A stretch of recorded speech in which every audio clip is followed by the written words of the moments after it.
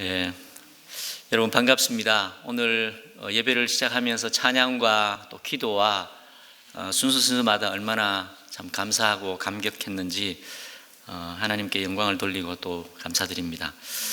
올해도 장애인 주일과 마라톤 주일로 사랑하는 우리 은샘 교우들과 함께 예배드려 정말 감사하게 생각합니다. 저 같은 사람은 1년에 겨우 몇 번 설교하는데 매주 설교하는 윤 목사님 같이 담임 목회하는 분들은 참 대단하다는 생각도 들면서 참 딱하고 불쌍하다는 생각이 듭니다.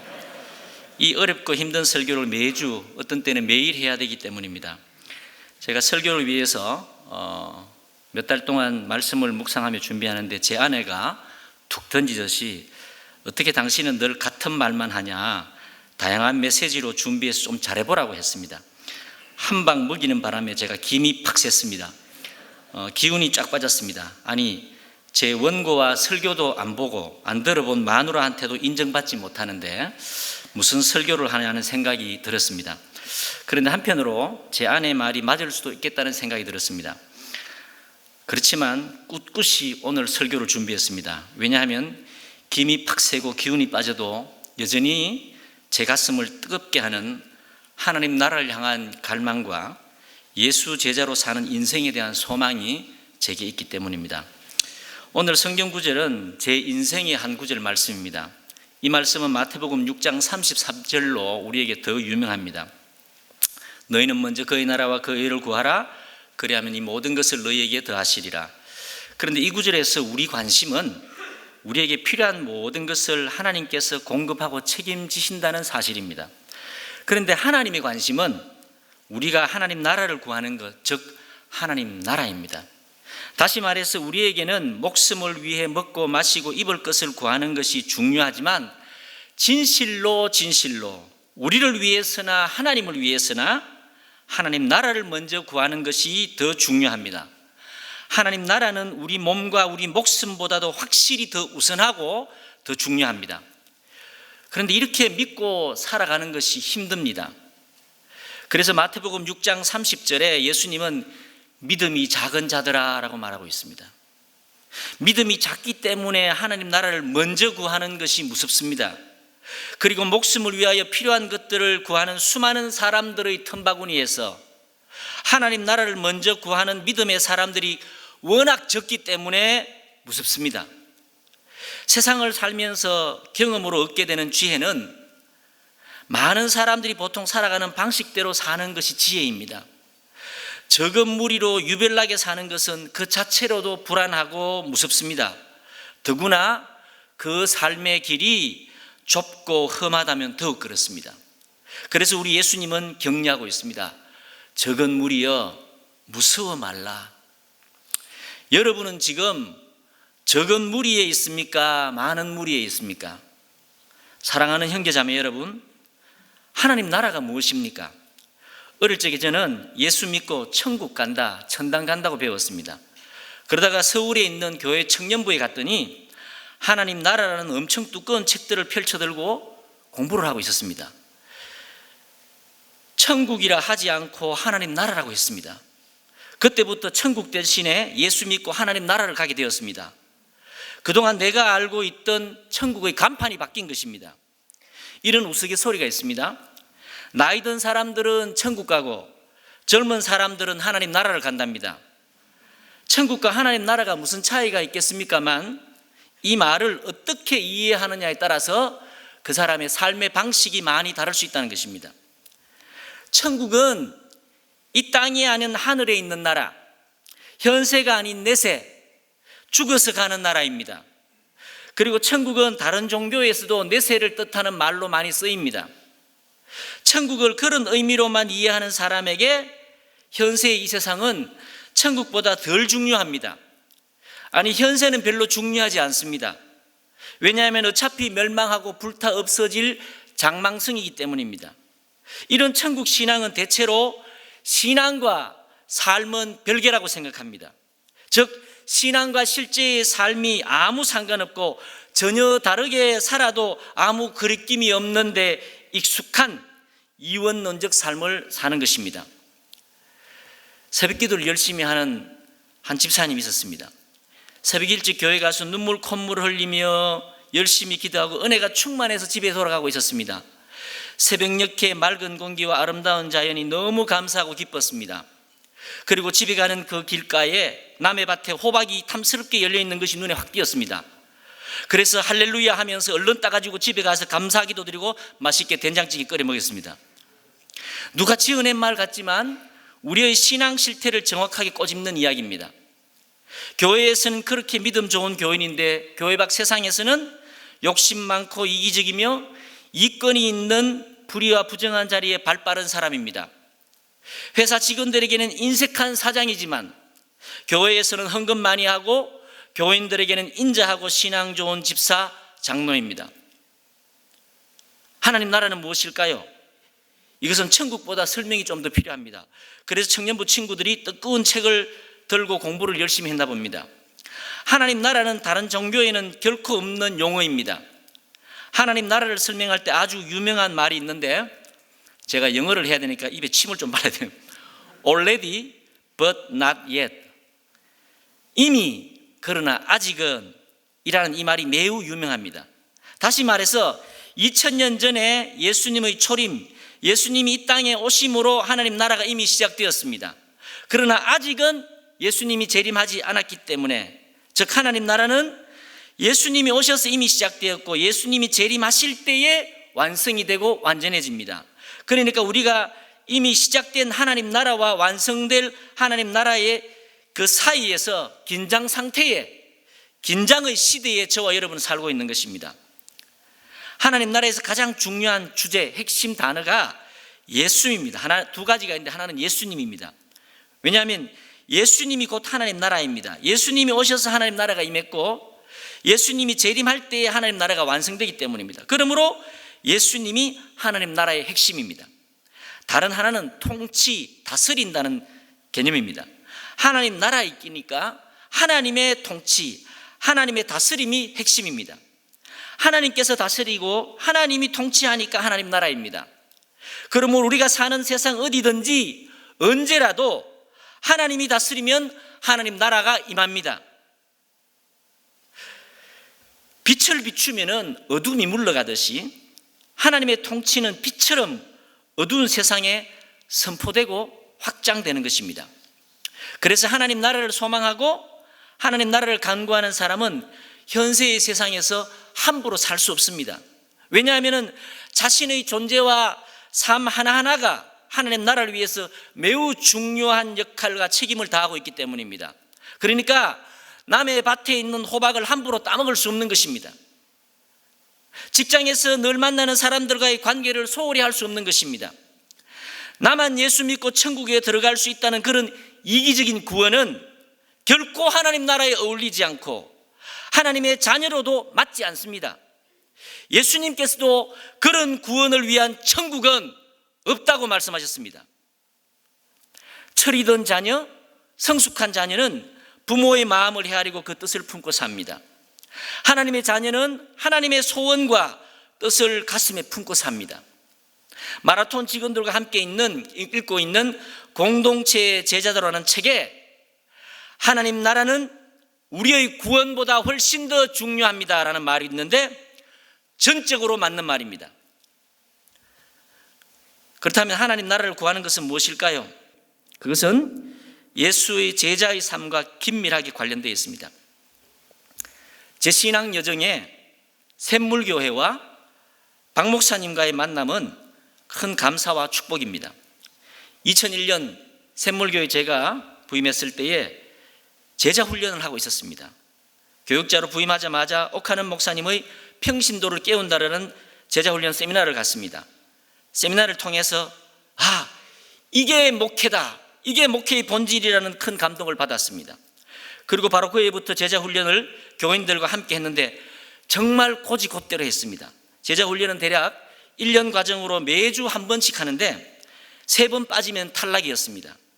매주 성경 통독, 성경 구절 암송, 큐티 숙제, 책 읽고 독후감 쓰기, 생활 숙제 등등이 있습니다.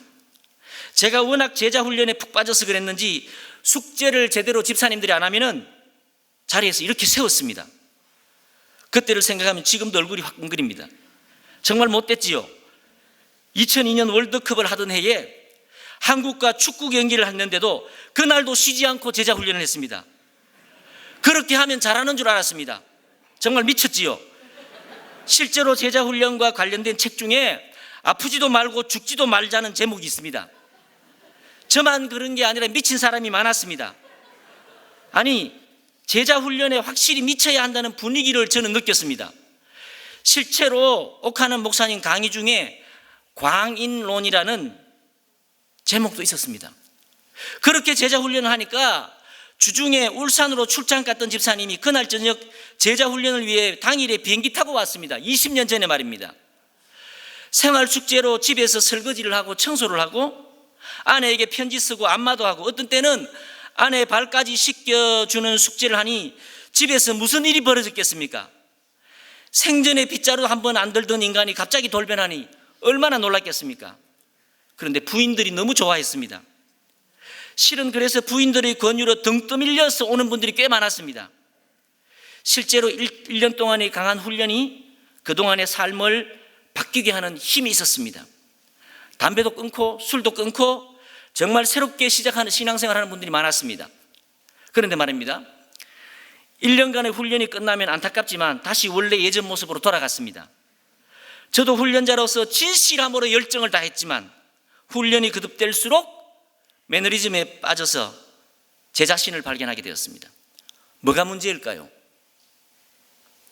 훈련이 실제의 삶이 되어야 하는데 프로그램이 되고 만 것입니다. 그럼 매년 제자 훈련을 하면 될까요? 그런다고 과연 해결이 될까요? 하지만 이 제자 훈련을 통해서 저는 평생의 소중한 교훈을 가슴에 보물처럼 안게 되었습니다. 그것은 바로 내가 예수를 따르는 예수 제자라는 깨달음입니다. 그냥 예수 믿는 사람, 기독교인 정도가 아닙니다. 다시 말해서 저희 본래 정체성은 목사도 아니고 설교자도 아니고 상임이사도 아니고 진실함으로 예수를 따르는 예수 제자입니다. 다른 것은 내 인생에서 다 양보하더라도 예수를 따르는 삶, 예수 제자의 정체성은 버릴 수도 없고 실패해서도 안 되는 것입니다. 이것이 제게 너무도 중요한 신앙적 유산이 되었습니다. 이것을 진실한 마음으로 소중히 여기는 것이 얼마나 큰 축복인지 모릅니다. 여러분도 그렇게 되기를 주의 이름으로 축원합니다. 오늘 본문에서 예수님은 우리에게 하나님 나라를 구하라고 했는데 우리가 예수 제자로 사는 것, 예수를 따라 살고 예수를 닮아가는 것이 바로 또 다른 바로 하나님 나라를 구하는 것입니다. 예수님이 하나님 나라의 참된 왕이기 때문입니다. 왕이신 예수님의 삶과 그분이 섬기신 방식, 그 도가 그 나라의 법이고 통치 원리입니다. 그러므로 마땅히 그 나라의 백성은 왕의 법도를 따라야 합니다. 그래서 그것이 예수님을 따르는 제자의 삶인 것입니다. 예수를 따르는 제자도와 관련해서 제게 큰 교훈을 준 계기가 있었습니다. 2008년 9월에 저희 가족은 미국의 브루드호프 공동체를 방문했습니다. 제세례파 메노나이트 교회인데요, 그곳은 사도행전 2장과 4장 성경에 나오는 초대교회를 꿈꾸며 유무상통하며 사람들은 저마다 무소유의 삶으로 예수님을 따르고자 하는 생활 공동체 교회였습니다. 몇 개월 동안 그곳에 지내면서 하나님을 사랑하는 것이 곧 이웃을 사랑하는 것이며 그 사랑의 대의를 위해서 형제자매들과 함께 일하고 함께 예배하고 살면서 스스로 가난을 선택한 소박한 그 사람들을 보고 얼마나 깊은 감명을 받았는지 모릅니다. 세상적인 지위와 신분의 높고 낮음이 전혀 없었고 지극과 하는 일의 귀하고 천함도 없었습니다. 모두가 한 몸의 지체같이 서로 사랑하고 행복하게 일하며 매일매일을 함께 사는 일상의 모습을 현장에서 체험했습니다. 아마 제가 그곳을 가보지 않았다면 이 땅의 사람의 본성인 소유욕을 거슬러서 사유재산을 포기하고 무소유의 삶으로 서로 유무상통하며 사는 일은 결코 없다고 말했을 것입니다. 그런데 그런 세상이 있었고 그런 사람들이 있었습니다. 그래, 참으로 경건한 사람들이 여기 있구나. 성경이 말하는 주님의 세우신 교회를 진짜로 많이 닮은 교회가 여기 있구나. 그 생각이 저절로 들었습니다. 여러분, 교회가 얼마나 크고 교인들이 얼마나 모이는지, 겉으로 드러난 세상에 얼마나 큰 영향력을 미치는지, 세상 사람들에게 얼마나 유명한지는 하나님과 우리에게 전혀 중요하지 않습니다. 참으로 중요한 것은 이 어두운 세상을 밝히는 빛, 우리의 그 빛이 있는가입니다. 작은 등불이라도 과연 그 빛이 있는가? 그것이 교회입니다. 루터의 종교개혁과 켈빈의 장로교회만 경험했던 저로서는 15세기, 16세기의 또 다른 형태로 철저한 종교개혁을 실천했던 이 낯선 교회와 예수를 따르고자 하는 실제로 모든 삶을 내어드리는 사람들을 보고 큰 충격을 받았습니다.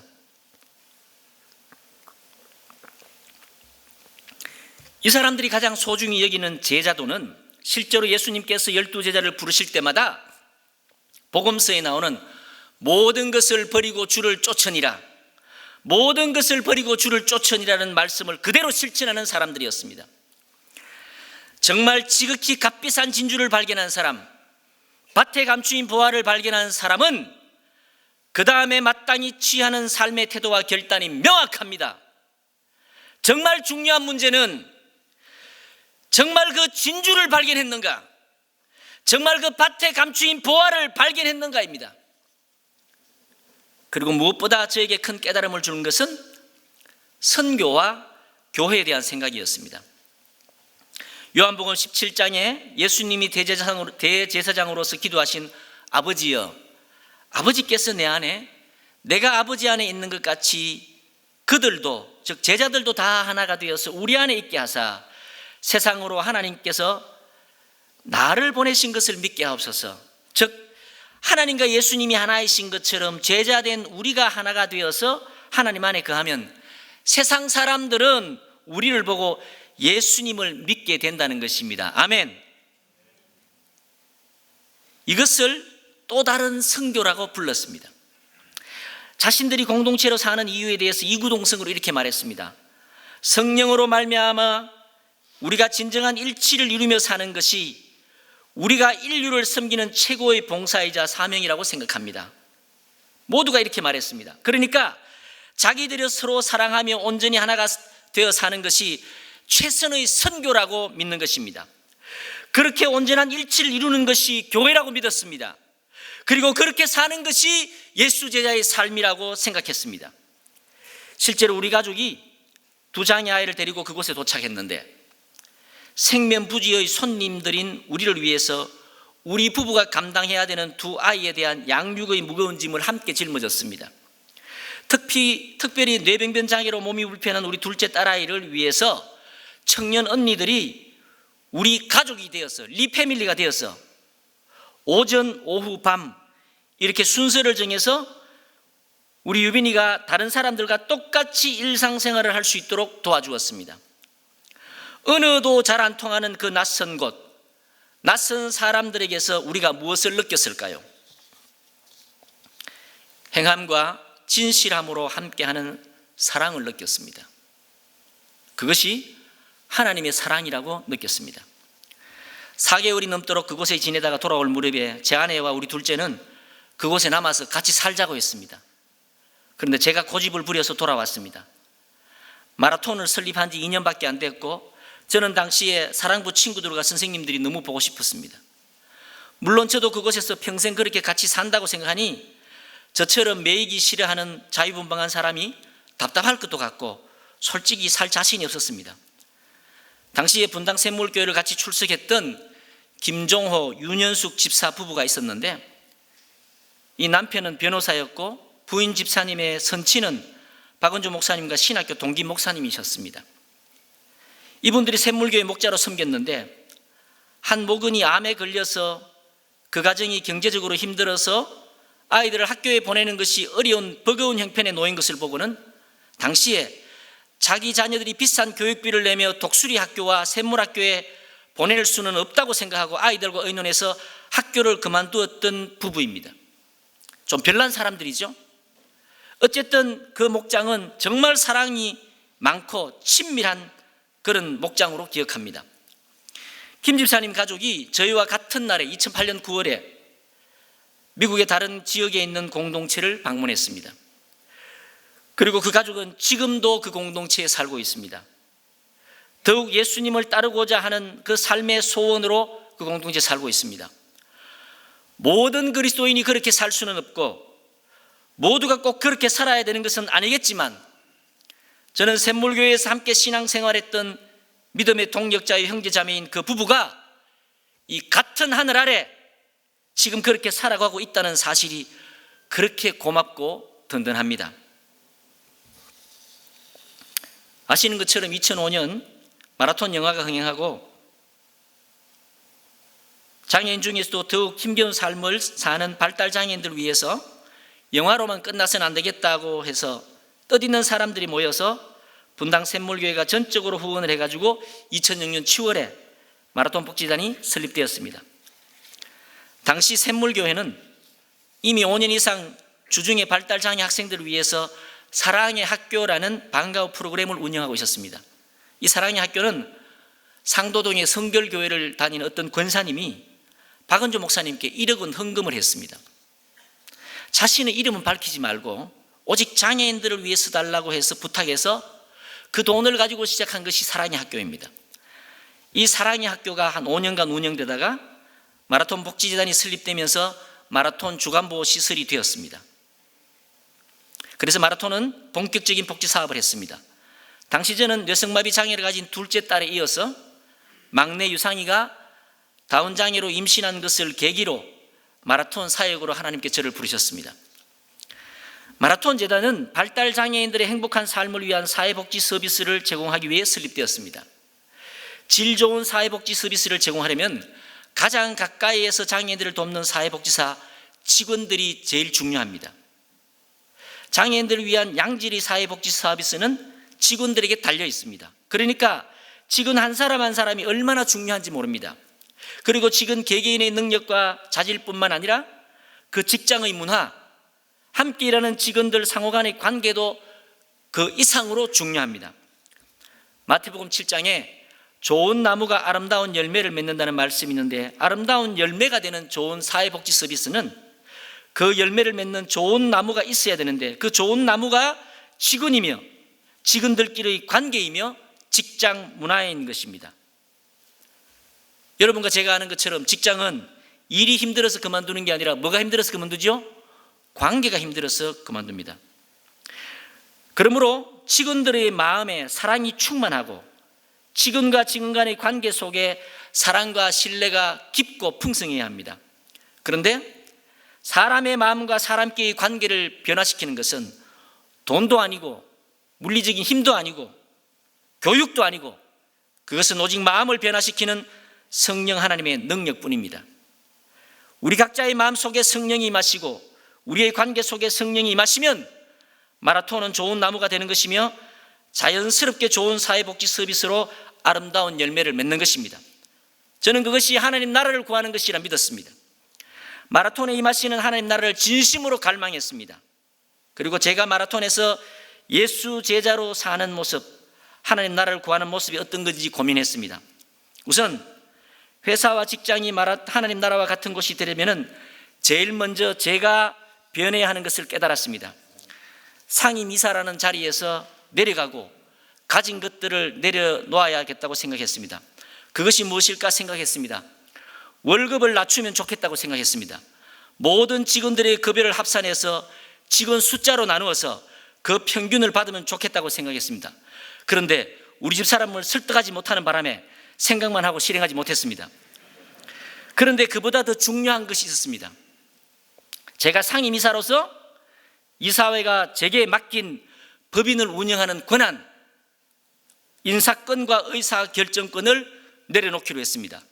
그것은 나 몰라라는 무책임한 직무유기가 아니라 저의 옛 본성에서 비롯된 이기적인 욕심과 자존심을 버리고 하나님께서 친히 다스리시도록 하는 것이었습니다.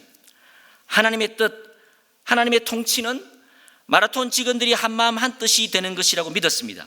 그런데 그것은 성령의 능력으로만 되는 것이며, 정말 우리가 한마음 한뜻이 되면 하나님께서 우리 가운데 충만하셔서 하나님의 음성을 들려주시고 하나님이 통치하시는 나라가 될 거라고 믿었습니다. 그래서 이전에는 부하 직원이라고 생각했던 원장님들을 형제 자매로 지체로 여기고 그분들과 한마음 한뜻이 되기를 힘썼습니다. 제가 정말을 말합니다. 왜냐하면 우리 원장님들이 여기 앉아있기 때문입니다. 매주 시간을 따로 내어서 공동체 제자도 책을 읽고 깊은 속내를 솔직하게 서로 나눴습니다. 그렇게 예수 제자의 삶을 하나씩 배우기 시작했고, 성령으로 말미암아 서로가 점점 하나가 되는 것을 경험하게 되었습니다. 예를 들어 직원들을 채용하거나 법인과 시설의 중요한 일을 결정할 때 하나님의 지혜와 뜻을 구하면서 서로의 다른 마음을 한 마음으로 이끄시는 성령님께 주목했습니다. 다수결도 아니고 완전한 일치를 이루는 마음이 될 때를 기다렸습니다. 그리고 실행했습니다. 처음에는 서툴고 어색했지만 시간이 지나면서 우리는 각자 자기의 고집과 욕심을 하나님의 뜻 앞에 분별하고 내려놓는 법을 함께 배우게 되었습니다. 그리고 한 해, 두 해 시간이 지나면서 마라톤 미션처럼 우리 마라톤이 사랑의 공동체가 될 것만 같았습니다. 이렇게 직장에서 하나님 나라를 구하는 것이 예상대로 잘 될까요? 예, 잘 되는 것도 있었지만 상상할 수 없는 어려움도 겪게 했습니다. 그 중에 이런 일도 있었습니다. 5년 전 사랑원 도시락 공장에 한 직원이 입사했습니다. 조리 업무와 관련하는 많은 재능이 있었고 면접에서 신앙생활을 하진 않지만 마라톤에서 새롭게 믿음 생활을 하고 싶다는 마음도 밝혔습니다. 그런데 입사한 지 얼마 지나지 않아서 이 직원에게 알코올 의존증이 있는 것을 알게 되었습니다. 안타까운 마음에 제가 아는 훌륭한 상담 교수님을 통해서 좋은 치료센터를 소개받았고, 감사하게도 알코올 의존증이 거의 치료되었다는 이야기도 들었습니다. 그런데 그보다 심각한 문제가 있었는데 그것은 사람들과의 갈등 관계였습니다. 실은 어릴 때에 교회 집사님이었던 부모로부터 심한 매질을 당하는 학대를 당했습니다. 그 유치원에 겨우 갈 무렵에 어린 나이에 지게 짝대기로 무지막지하게 때리는 부모의 매질이 무서워서 그 어린 나이에 야산으로 도망가서 밤을 새우기도 했다고 했습니다.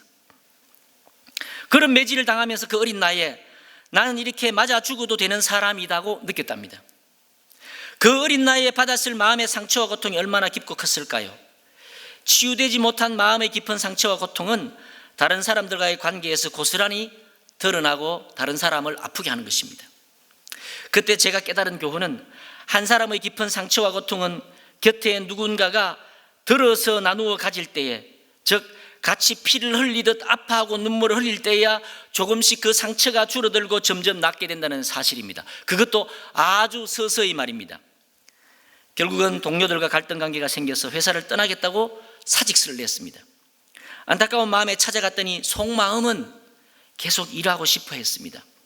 제가 그 길로 도시락 공장의 다른 직원들을 다 모아서 급하게 자리를 마련하고 화해와 용서를 주선했습니다. 놀랍게도 자신의 실수와 잘못을 동료들에게 사과를 했고 용서를 구했습니다.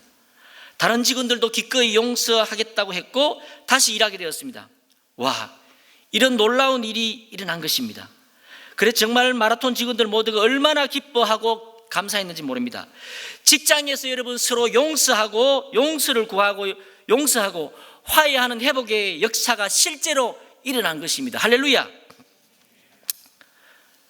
그런데 계속 이렇게 쭉 가면 얼마나 좋겠습니까? 시간이 좀 지나자 이전보다 더 심각한 상황이 발생했습니다.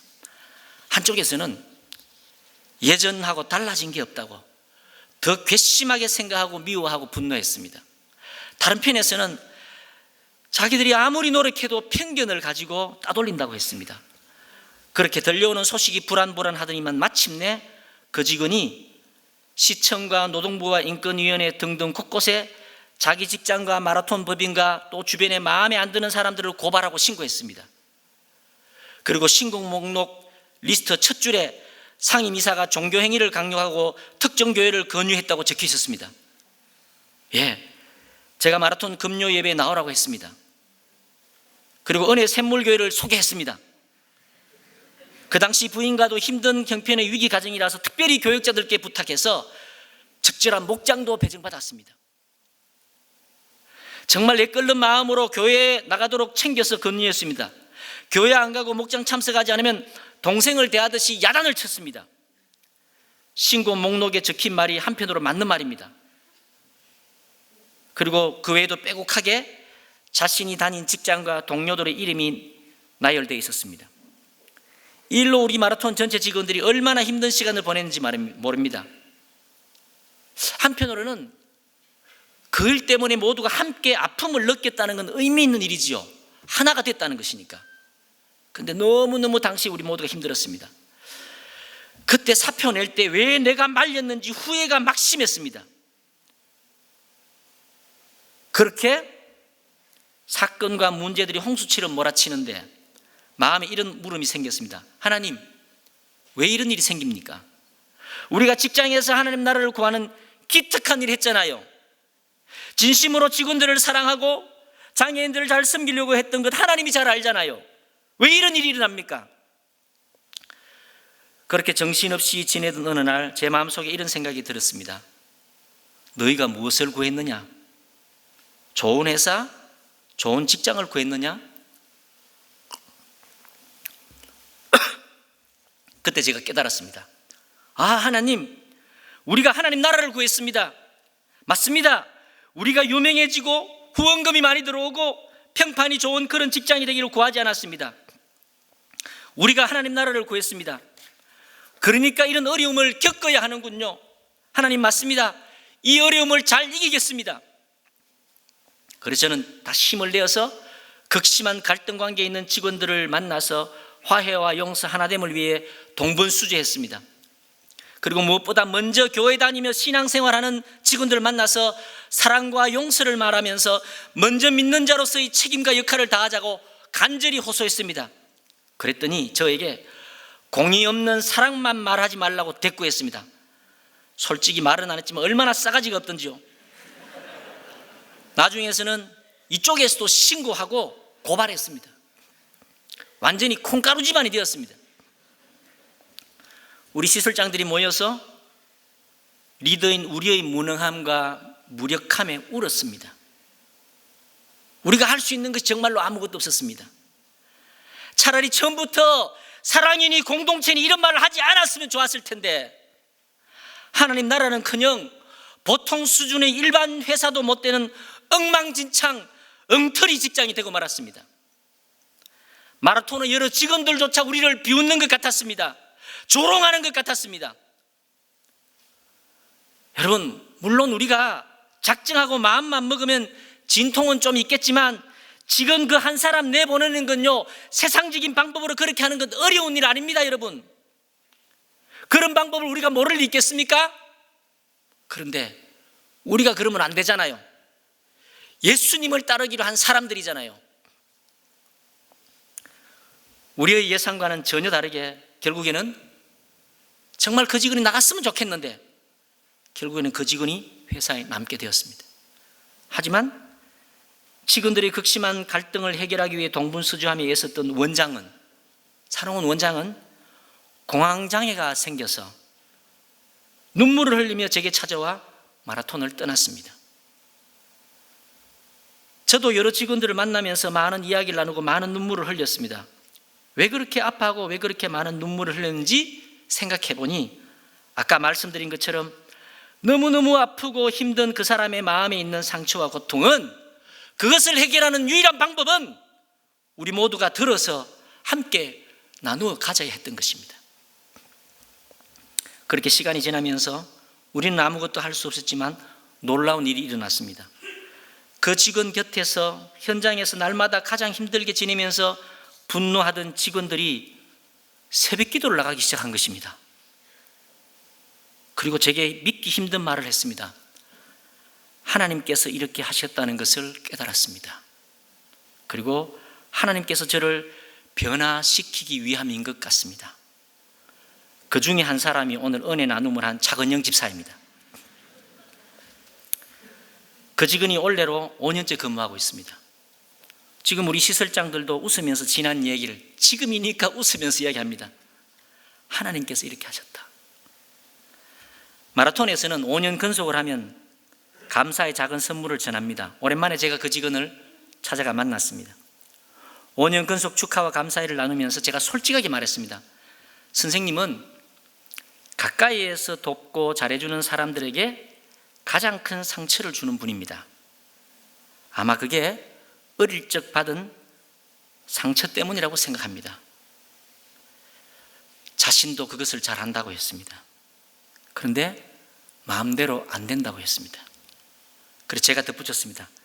그렇기 때문에 선생님은 예수님께 꼭 나아가야 됩니다. 교회에 꼭 가야 합니다. 그 직원의 눈에서 눈물이 흐릅니다. 자기를 이렇게 참고 받아준 사람들이 마라톤 사람들이 처음이라고 했습니다. 그로부터 몇 주 지나고 나서 제가 우연히 설거지를 하다가 어떤 목사님의 설교 영상을 봤습니다. 자기는 어릴 적에 아버지께 매를 맞는데 자존감이 전혀 상하지 않게 매를 맞았다고 자녀 훈육에 대한 이야기를 했습니다. 저도 제가 부모님께 받은 훈육과 자녀들에 대한 훈육 반성이 되면서 그 직원의 얼굴이 떠올랐습니다. 그리고 이런 생각했습니다. 내가 그 직원이었다면 더 했겠구나. 그래서 다음날 그 직원을 찾아갔습니다. 그 말을 해주었습니다. 선생님, 내가 선생님이었다면 아마 훨씬 더 했을 것 같습니다. 그 정도면 괜찮습니다. 제 말을 듣고 참 좋아하는 것 같았습니다. 그리고 제가 설교할 때 선생님 이야기해도 되냐고 물었더니 얼마든지 괜찮다고 해서 지금 이야기합니다. 제가 마라톤에서 있었던 이야기를 해드리는 이유는 여러분이 후원하고 기도하시는 마라톤이 하나님 나라를 구하는 예수 제자들이 모여있는 곳이라는 것을 알려드리기 위함입니다. 이런 마음을 가진 직원들과 그 시설에서 장애인들을 어떻게 대하겠습니까? 이따금씩 마라톤을 이용하시는 부모님들로부터, 마라톤을 이용하는 장애인들로부터 제게 연락을 해서 저는 그 아름다운 열매를 확인하고 있습니다. 저는 여러분들이 얼마든지 후원할 가치가 있는 마라톤이라고 믿습니다. 좋은 나무가 아름다운 열매를 맺습니다. 오늘 마지막 본문에 여러분 오늘 읽지는 않았지만 이렇게 묻습니다. 보물이 있는 곳에 마음이 있다고. 너희 보물이 어디 있느냐고 묻습니다. 어리석은 부자는 밭에 소출이 풍성하여서 쌓아둘 것이 없을 정도가 되자 곳간 창고를 더 크게 짓고 거기에 쌓아두고 평생토록 쉬고 먹고 즐겁게 살 생각을 했습니다. 요즘 말하면은 세상 사람들의 꿈인 큰 빌딩을 소유한 건물주가 되는 것입니다. 그런데 그날 밤에 하나님께서 그 영혼을 취하겠다고 하십니다. 재물의 부유함을 구하는 자의 어리석은 결말입니다. 그럼에도 세상 사람들은, 많은 사람들은, 많은 무리는 재물의 부유함을 구합니다. 그러므로 적은 무리인 우리는 하나님께 부유한 인생이 되어야 됩니다. 할렐루야! 우리 마라톤 재단의 보물이 뭘까 생각합니다. 보물이 재물이라는 의미라면 마라톤은 정말 가능합니다. 그런데 하나님께 부유함을 생각하면 그 보물은 확실히 우리에게 있습니다. 저와 우리 원장님들의 관계 속에 있고 또 마라톤에서 하나님 나라를 구하며 일하는 직원들의 마음 속에 보물이 있습니다. 저는 이것이 얼마나 자랑스럽고 얼마나 좋은지 모르겠습니다. 우리에게 하나님 나라의 소망이 실제 있기 때문입니다. 여러분에게는 보물이 무엇입니까? 그 보물이 어디에 있습니까? 가끔 이런 상상을 합니다. 주 예수의 날에 주님이 다시 오실 때에 우리 모두가 주님 앞에 섰을 때에 우리 주님은 이렇게 물으실 것 같습니다. 적어도 그 질문은요, 내가 누구냐? 그러면은 우리가 알고 있는 지식, 예수 그리스도죠, 살아계신 하나님의 아들입니다, 나의 구원자입니다, 나는 죄인인데 구원받았습니다, 이런 지식을 묻는 퀴즈는 아닐 것 같아요. 제 생각에는 우리의 삶과 존재를 꿰뚫는 질문을 하실 것 같습니다. 너는 누구니? 너는 뭐 하다가 왔니? 너는 누구이며 너는 뭐 하다가 이 자리에 왔니? 이 질문에 우리가 주님, 저는 목사입니다. 저는 장로입니다. 집사였습니다. 저는 찬양 인도를 했습니다. 교회 봉사를 많이 했습니다. 감히 이렇게 말할 수 있을까요? 주님, 저는 골프 치다 왔어요. 저는 비트코인 하다 왔어요. 아마 우리가 말하지 않아도 우리 과거가 주님 앞에 낱낱이 드러날 것입니다. 대답하지 않아도 우리 삶과 존재 자체가 답안지가 되고 성적표가 되어서 주님 앞에 서게 될 것입니다. 아마 적은 무리로 좁은 길을 걸으며 눈물 골짜기를 걸었던 예수 제자들은 덧붙일 말이 있겠죠. 예, 주님, 예수님을 따라서 예수님을 닮으려고 좁은 길을 걷다가 여기 왔습니다. 세상에서 주님 적은 무리로 살다가 왔습니다. 예수님 말씀대로 하나님 나라를 구하다가 주님 제가 여기에 드디어 왔습니다. 여러분, 이것이 주님 앞에서의 영광과 자랑이 아니겠습니까? 고린도후서 1장에 바울이 말한 것처럼 주 예수의 날에 우리가 서로 주님 앞에 자랑이 되는 사람, 자랑이 되는 얼굴이 되기를 바랍니다. 그 축복과 영광이 은혜 샘물교회 사랑하는 형제 자매들에게 임하기를 주님의 이름으로 축원합니다.